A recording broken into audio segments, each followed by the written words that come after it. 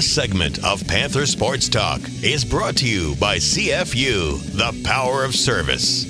The UNI women's basketball team is enjoying a 1-2 punch in the post this season with redshirt freshman Jen Keitel and senior Amber Kirschbaum. A lot of credit can be given to the experience and leadership coming from the senior from Spirit Lake. Amber is looking to instill a strong work ethic through the youth in the post, and it's paying off already for the Panther basketball program. Brad Wells takes a look at one of the toughest Panthers listed on this year's roster. Listed at an even 6 feet tall, Amber Kirschbaum is a little undersized when going up against most opponents starting center. But she's able to make up for the lack of height with a physical roughness to her game that gets after loose balls and rebounds while always playing in attack mode.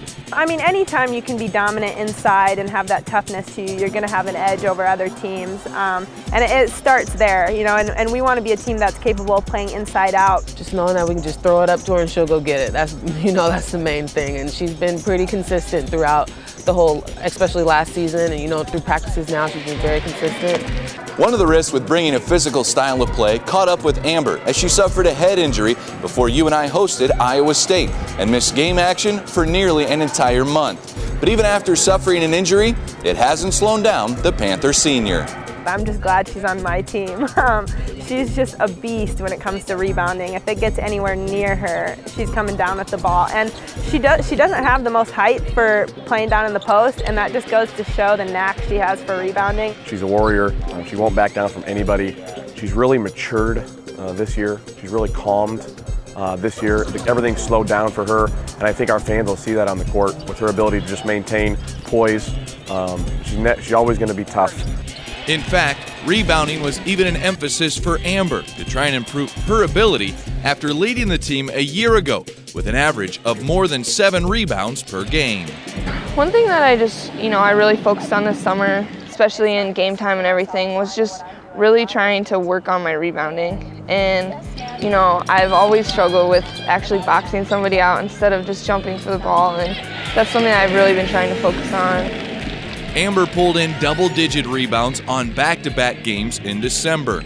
She hauled in 11 against the Iowa Hawkeyes and then 11 again 3 days later against Chicago State, where she notched her first double-double of the season, scoring 12 points. Amber knew coming into her final season that not just rebounding would be an emphasis, she'd have to produce more on the offensive end.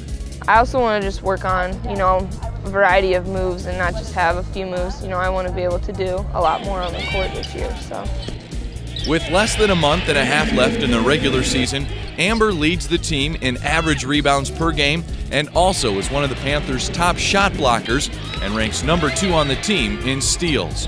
All numbers that can be credited to Amber's hard-nosed style of play and the preparation she put in for her senior season. I think she was consistent in her preparation in terms of the work that she put in the summer. And during the July recruiting period, I went to one of the games in the Game Time League.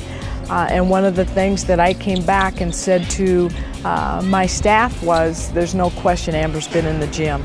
And we're going to need that from her. She comes to battle every single day, and again, the maturity is what I've really noticed this year. Being a senior, I think she realizes this is the last go-around, and I've seen just a calmness about her. She used to go up and down based on whether the ball was going through the hoop or not. And now she stays a little bit more level-headed in terms of when the ball isn't going in or things aren't going her way, she still can stay on the floor, and we don't have to take her out and talk to her and get her back in because she just matured to a whole different level.